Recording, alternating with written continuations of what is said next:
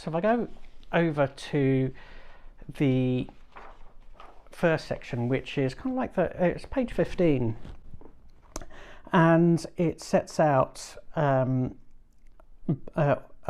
it's kind of reasons really for why Cambridge got to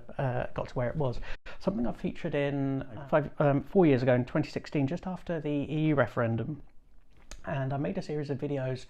all about the making of modern Cambridge. And in the first couple of videos, I went up to Castle Hill using a book which is all about the history of kind of like how Cambridge started off and expanded, examined the reasons, and they're listed here. A natural strategic position, the establishment of the military centre, so this was the original Roman base and subsequent ones, the Stourbridge Fair, which was one of the biggest in the country in its heyday,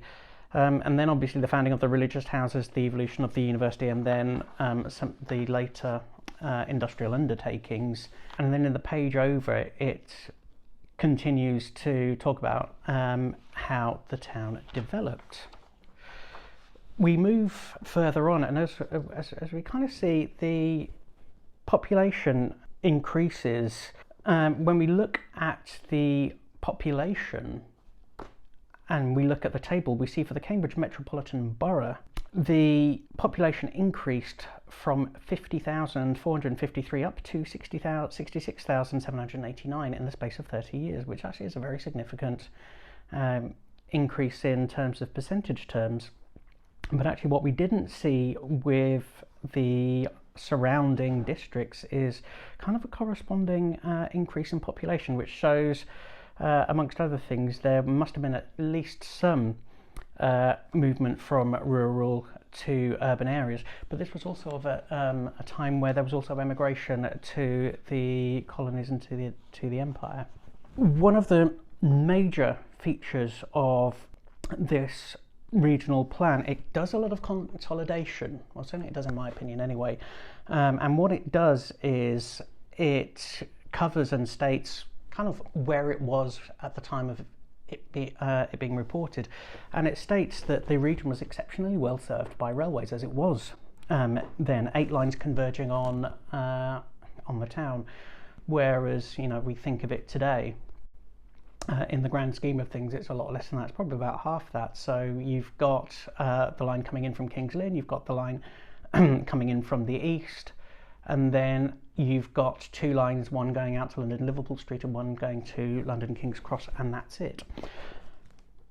Whereas back then you had other branch lines going out to places like Milden Hall, Haverhill, St Ives, and then obviously the Oxford to Cambridge Railway. The one really interesting aspect of this, and something that perhaps underestimated how aircraft and airports would develop. They use the term aerodrome, which I think is lovely, and it describes Marshall's Airport, which is kind of like just over there, because we're on the flight path of it here in South Cambridge, as being a small private aerodrome established for some years on the fields adjacent to Coldham's Common. And it was described, they try and describe the term for the selection of sites throughout the 1920s and 30s as a means of providing for municipal